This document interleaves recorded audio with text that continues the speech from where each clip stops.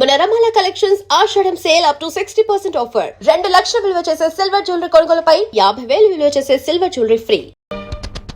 చూడండి, మా వాడికి తండ్రి చేసిన అప్పులు కొడుకు తీర్చాలని తెలుసు. తీర్చకపోతే మీరు కోర్టుకి వెడతారని తెలుసు. ఆ తర్వాత ఇల్లు వేలం వేస్తారని తెలుసు. ఆ తర్వాత ఇంటిల్లపాది హలో లక్ష్మణ అంటూ రోడ్ల వెంబడి పడతారని తెలుసు. కానీ ఏం చేస్తాడు చెప్పండి? ఏం చేస్తాడు చెప్పండి? పోని మీ వాడికో గొప్పింటి అమ్మాయితో స్నేహం ఉంది కదా, ఆ అమ్మాయి దగ్గర డబ్బు తీసుకుని మా బాకీలు తీర్చచ్చు కదా అని మీరు సలహా ఇవ్వచ్చు. కానీ మా వాడు పరువు, మర్యాద, మానం, అభిమానం అన్ని మంట కలిసిపోయినా సరే ఇతరుల దగ్గర మాత్రం చెయ్యి చాపడు. వాడి పాలసీ అది. మావయ్య, ఆవేశపడకు, ఆయాసం వస్తుంది. వచ్చినా సరేరా, నేను నీ మావయ్యని మంచివాడిని కనుక నీ ఫ్యామిలీ పొజిషన్ ఏమిటో వీళ్ళకి దాపరికం లేకుండా చెప్పి దయదల్చండి మహాప్రభు అని ఈ గాడిదల్ని ప్రాధేయపడుతున్నాను. అదే ఈ పెద్ద మనుషుల్ని ప్రాధేయపడుతున్నాను. మా గురించి నువ్వెవరి కాళ్ళు పట్టుకుని అవసరం లేదు. మా నాన్నగారు చేసిన అప్పులన్నీ వడ్డీతో సహా 15 రోజులు తీరుస్తాను. తీర్చలేని పక్షంలో నన్ను నడివీధిలో నిలబెట్టమను. అందుకు నేను సిద్ధమే. అంతకంటే ఇంకా ఏం కావాలి భయ్యా? ఇన్ని నాళ్ళు ఆగిన వాళ్ళం ఇంకా 15 రోజులు ఆగలేమా? 15 రోజుల తర్వాతే వస్తాం. లేవండి భయ్యా, పోదాం. మీరా ఎంతసేపు వచ్చి? నువ్వు ఆవేశంగా 15 రోజుల్లో అప్పు తీర్చేస్తాను అంటున్నప్పుడు రాజు, నీ ఆవేశం చూస్తుంటే అమ్మాయికే కాదో నాకు కూడా ఉత్తేజం కలుగుతోంది. ఒక చిన్న విషయం, నీ చెప్పులో రాయి పడిందనుకో, దాన్ని బయట పారేసే వరకు నీ నడక సరిగ్గా సాగదు. చూస్తుంటే మీ ఇంట్లో మీ మావయ్య నీ చెప్పులో రాయిలా కనిపిస్తున్నాడు. ఏం చేస్తావో మరి? ఆ దెబ్బతో దిమ్మ తిరిగిపోయి బొమ్మ చేతికొచ్చేయాల. సరే సరే, కుర్రాడివైనా నీకు అన్నీ తెలుసనే అనుకుంటాను. అమ్మాయిని దించి వెళ్దామని వచ్చాను. వస్తాను అమ్మాయి, వస్తాను. మా నాన్నగారి మాటలు వింటుంటే ఆయన భుజంగరావు గారేనా అని అనుమానం కలుగుతోంది కదా. నేను ఆ ఇంటికి వెళ్లిన రోజు నుంచి గమనిస్తున్నాను. ఆయన మా నాన్న కాదు, నాన్నగారి పోలికలున్న మరో మనిషి. అతన్ని పోలీసులకు పట్టించొచ్చు. అంతకన్నా ముందు మా నాన్నను వాళ్ళెక్కడ చేర్చారో అది తెలుసుకోవాలి. అందుకని మేము నాటకం వేస్తున్నాం, మీరు తప్పకుండా రావాలి. నాటకమా?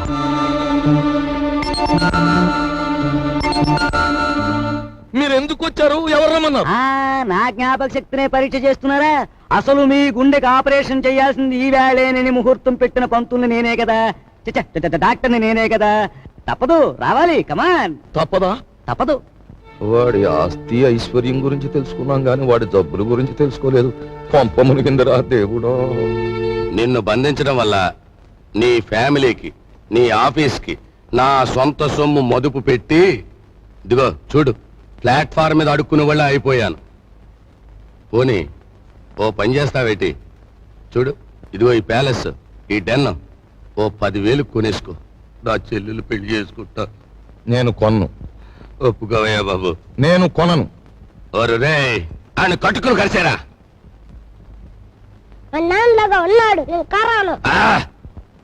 చెట్టంత మనిషిని నీ బాబుని బతిమాలుకుని, పెట్టంత మనిషిని నిన్ను బతిమాలుకుని, నీ యవ్వ నా బతికి ఎలాగైపోయిందిరా. నేను మోయటం ఎందుకురా?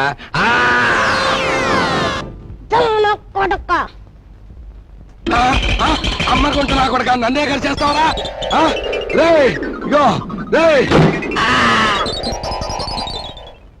గురువా, గురువా,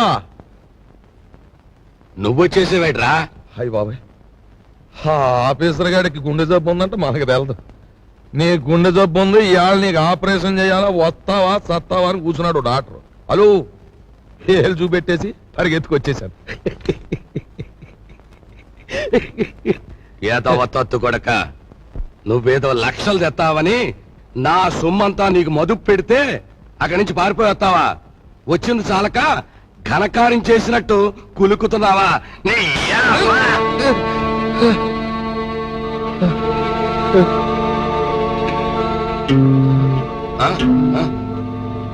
ఒరేయ్,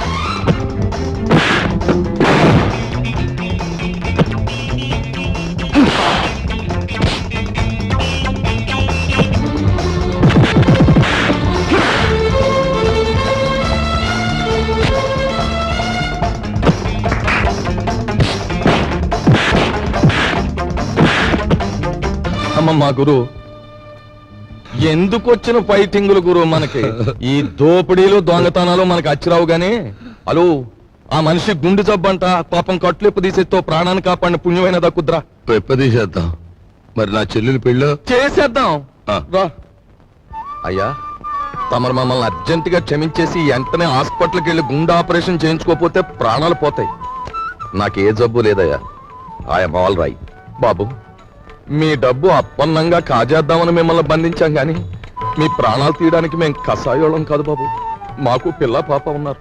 వృత్తిరీత్యా మీరెవరైనప్పటికీ మీలో గొప్ప మానవత్వాన్ని చూస్తున్నాను.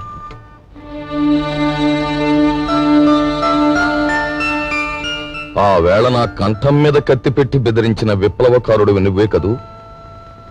ఆనాడు మీరు నాకు అన్యాయం చేస్తుంటే నా సహనం చచ్చిపోయి మిమ్మల్ని ఎదిరించాను. ఈవేళ మీరెక్కడో బంధింపబడి ఉంటారని అనుమానం కలిగాక మిమ్మల్ని రక్షించాలని వచ్చాను. నా డబ్బు కోసం వాళ్ళు నన్ను బంధించిన నిజానికి నష్టపోయింది వాళ్ళు. నన్నేం బాధ పెట్టలేవు. అన్నట్టు నువ్వు సింపుల్ గా చెప్పాలంటే ఆయన మరెవరో కాదండి, మన అల్లుడు గారే. అల్లుడు గారా?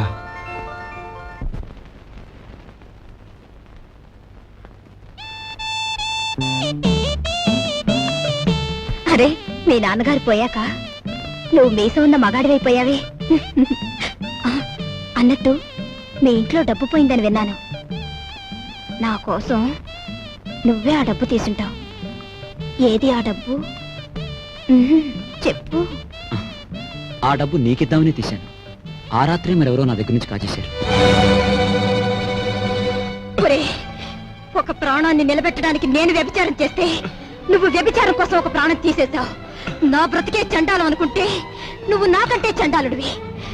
నేను ఈ ఇల్లు ఎందుకు ఖాళీ చేస్తున్నానో తెలుసా? నీ నీతి మాలినతనాన్ని భరించలేక. వెళ్ళు.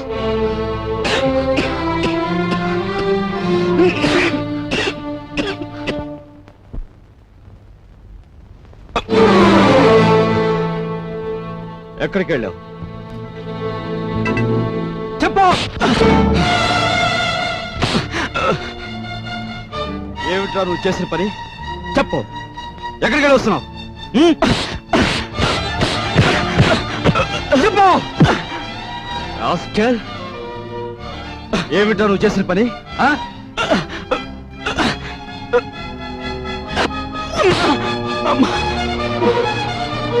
చెప్పరా రాస్కెల్, చెప్పు. పెద్దలేదురా నీకు? మీ నాన్నగారు పోయి పట్టుమని 10 రోజులు కాలేదు. ఏం చేశాడని రా వాడిని అలా కొడుతున్నావు?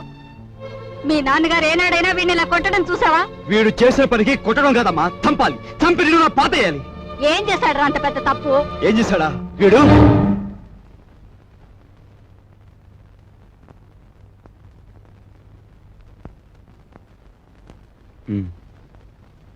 బాబు, వీడిని తమ్ముడురా. తప్పు చేస్తే శిక్షించాల్సిందే. కాకపోతే ఆ సమయంలో వీడిని తమ్ముడని మాత్రం గుర్తుంచుకుంటే చాలు. పత్రా.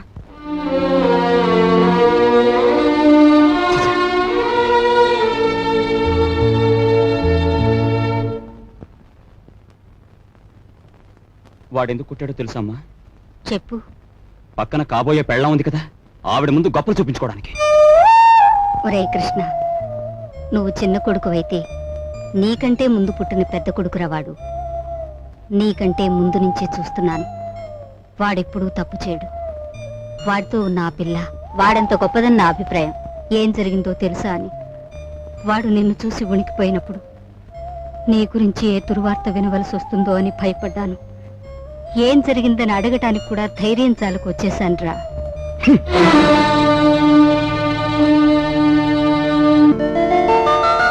ఈమె నా చెల్లెలు. ఇల్లు వదిలి వచ్చేసింది. మీ సేవా సాధనలో ఉందేమో. సారీ, ఇలాంటి అమ్మాయి ఎవరూ లేరు. వస్తానండి.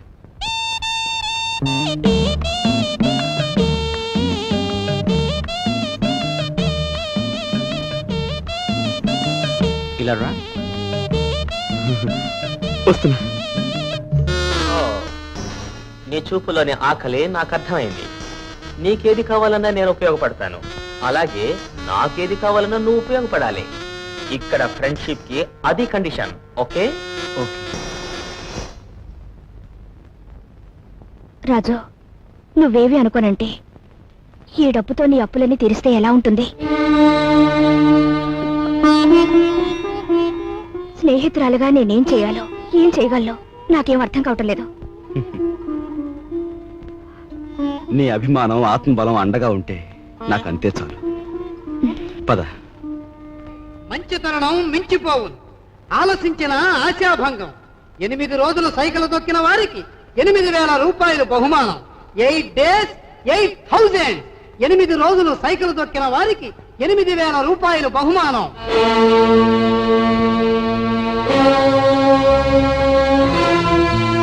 రాజు, అప్పులు తీర్చడానికి నువ్వు సైకిల్ తొక్కుతున్నావట. మనలాంటి కుటుంబాల్లో పుట్టి ఇలాంటి పనులు చేస్తే ఎంత పరువు తక్కువగా ఉంటుందో ఆలోచించు. నేను చాటుగానో సన్నాసి బుద్ధితోనో దొంగతనం చేస్తున్నాను అనుకో, లేదా కన్నవాళ్ళనే వెన్నుపోటు పొడుస్తున్నాను అనుకో, లేదా అప్పుల చేత పంచాయతీ జరిపించాను అనుకో, అప్పుడు నేను 10 మంది చేత చీ అనిపించుకునేవాడు అవుతాను. ఏమిటా నువ్వు మాట్లాడేది? మొన్నటికి మొన్న కుమ్మరాడి దగ్గర కూలిపని కుప్పుకొని ఈ ఇంటి పరువు మీద పెద్ద బండ పడేస్తావు. ఇవాళ మీ నాన్న చచ్చిపోయాక ఆగు. ఇప్పుడు నువ్వేమిటి మాట్లాడింది? మా నాన్న చచ్చిపోయాడా? ఆ మాట నువ్వంటున్నావా? నువ్వు ఏమిట్రా అది? ఆవిడ అలా రెట్టిస్తున్నావు. మరి చూడమ్మా, నాయనమ్మా నాన్న చచ్చిపోయాడు అంటుంది, అత్తయ్య అంటుంది. అసలు అసలు నాన్న చచ్చిపోవడం ఏంటమ్మా? Non sense. నాన్న చచ్చిపోలేదు. నాన్న చచ్చిపోలేదు. మనందరం కలిసి ఆయన చంపేశాం. అవునమ్మా, నిర్దాక్షిణ్యంగా కాలు రాసి చంపేశాం. కొండంత మనిషిని చాదస్తుతో కొందరు, స్వార్థంతో కొందరు, ఇలా అందరూ కలిసి ఆయన చంపేశాం. ఏ చంపలేదా?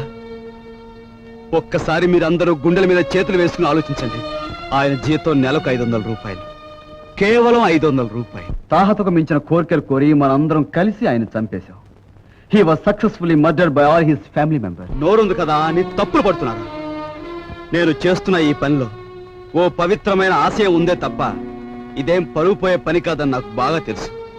మీరు ఒప్పుకున్నా ఒప్పుకోకపోయినా ఈ పని నేను చేసే తీరు.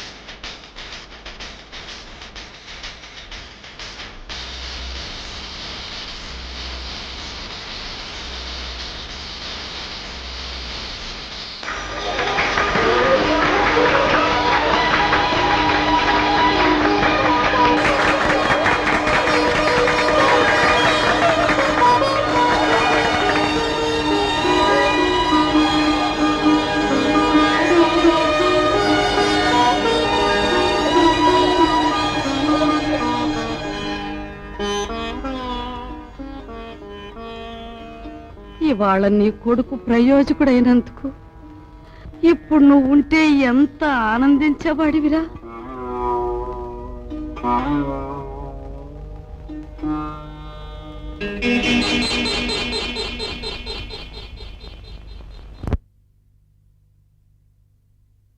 రాజుగాడి గదిలో దూరి డబ్బు కాచేద్దామంటే వాడు పడుకున్నాడో లేదో తెలియచావట్లేదు. పడుకున్నాడని దగ్గరికి వెళ్ళామనుకో, వాడు బాంబుల పేర్లా పేల్తాడు. అసలు ఈ గొడవంతా దేనికి? నువ్వు మీ ముసల్దాన్ దగ్గరికి వెళ్ళి కుక్క పెట్టి ఒక ఏడుపేడు, ఆవిడే కాచేసుకొచ్చి మనకిస్తుంది.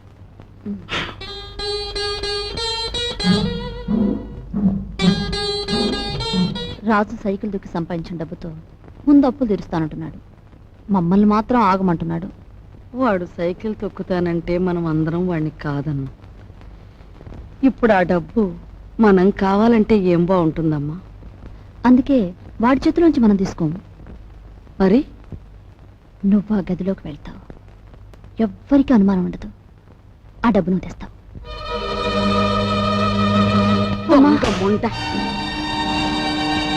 వాడు పగలనక రాత్రనక కష్టపడి రక్తం ఓడ్చి సంపాదించిన డబ్బు దొంగిలించమంటావా? ఆలోచిస్తే నాకు ఇప్పుడు అర్థం అవుతుంది. నా కొడుకు డబ్బు కూడా నువ్వే కాజేశావు వాళ్ళు నువ్వే చంపేశావు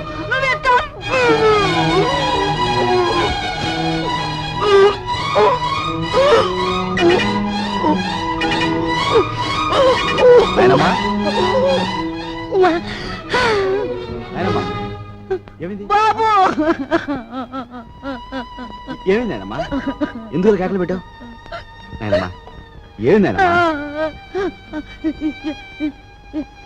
ఏం లేదు బాబు ఏదో పీడకలు వచ్చింది మీ నాన్న గుర్తుకొచ్చాడయ్యా సరే ఊరుకో.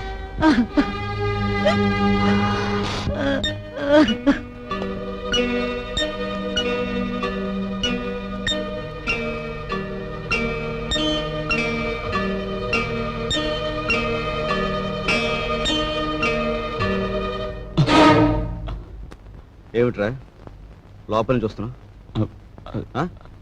ఏమిటి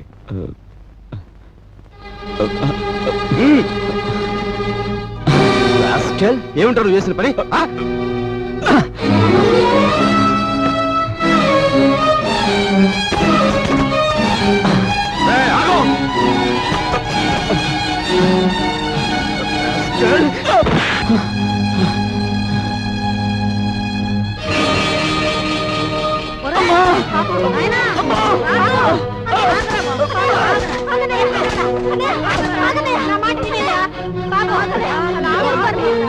ఏం చేస్తావు తప్పలేదమ్మా అమ్మా వదలమ్మా మీరు కూడా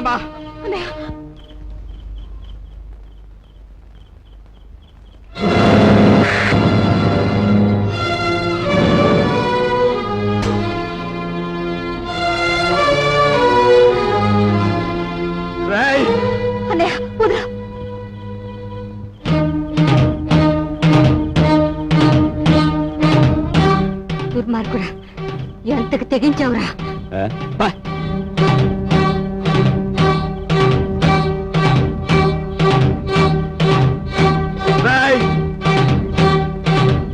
తప్పు చేస్తే శిక్షించాల్సిందే కాకపోతే ఆ సమయంలో వీడిని తమ్ముడని మాత్రం గుర్తుంచుకుంటే చాలు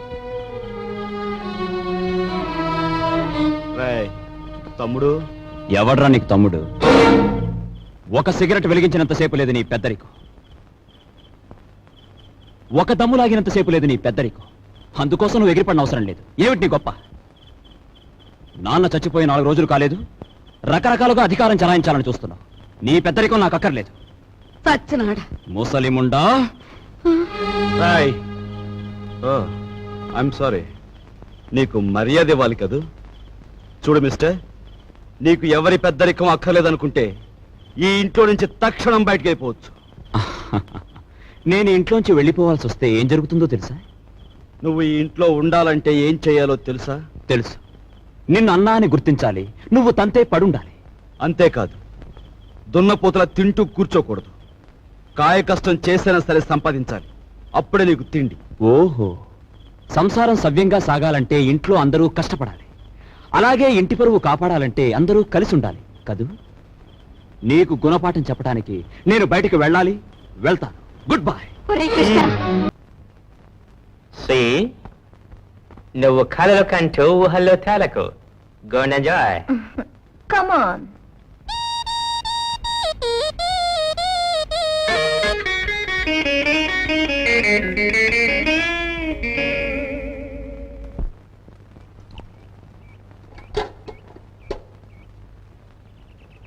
వెధోముఖాలని వెధోముఖాలు.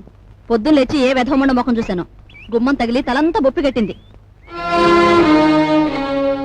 ఎవరినే వ్యధముండలంటున్నావు? నిన్ను కాదులే. నువ్వెవరినంటున్నావో నాకు తెలిసే. కొందరు మొగుడు చచ్చి వ్యధముండలవుతారు, మరి కొందరు మనసు చచ్చి అవుతారు. భూదేవి లాంటి మీ వదిన్ని పట్టుకుని వ్యధముండ అన్నందుకు అక్షరానికి ఒక శిక్ష విధిస్తాడా దేవుడు. ఏమిటి నువ్వు అనేది? నేను అన్నదేమనే తప్ప? తప్పున్నారా? మొగుడు చచ్చి అత్తారింటి నుంచి పుట్టింటికి వస్తారే కాని నీలాగా మొగుడుతో పాటు పుట్టింట్లో తిష్ట వేసి ఇంటి దొంగల్లాగా కన్నాలు వేసేవాళ్ళు వాళ్ళకంటే నికృష్టులని తెలుసుకోవే.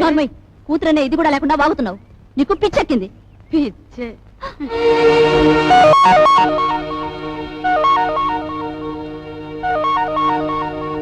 రా అమ్మా రా, సమయానికి వచ్చావు.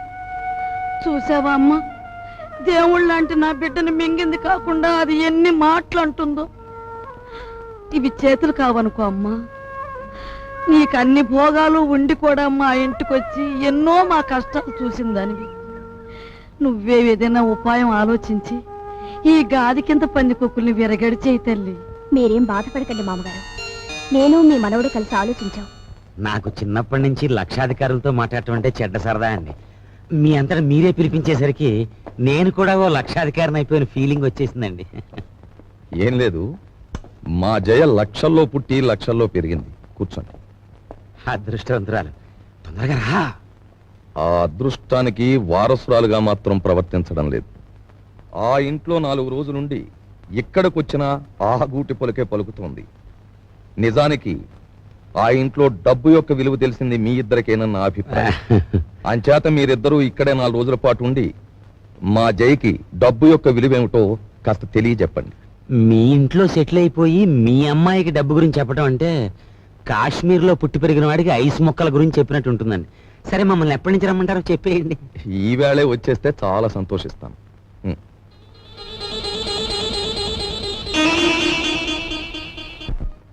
వరాలు, నువ్వు నా ఇల్లు దోచుకోవడానికి వచ్చిన నీ మంచితనం వల్ల నాకు ఆత్మీయుడవయ్యావు. ఇప్పుడు ఇంట్లో సంసారాలని కూల్చేసే నీచులైన 2 దొంగల్ని ప్రవేశపెట్టాను. నువ్వెలాగైనా వాళ్ళని ఇనపెట్టి కట్టేసి నువ్వెన్ని బాధలు పడ్డావో అన్ని వాళ్లకు రుచి చూపించి వాళ్ళకు బుద్ధొచ్చి లెంపలేసు పారిపోయేలా చెయ్యాలి. ఏం చేస్తావు? మరి ఆర్డర్ అయ్యాలే గాని వాళ్ళిద్దరికి దెమ్మ తిరిగిపోయి బొమ్మ కనిపించేలా చేసేస్తాను.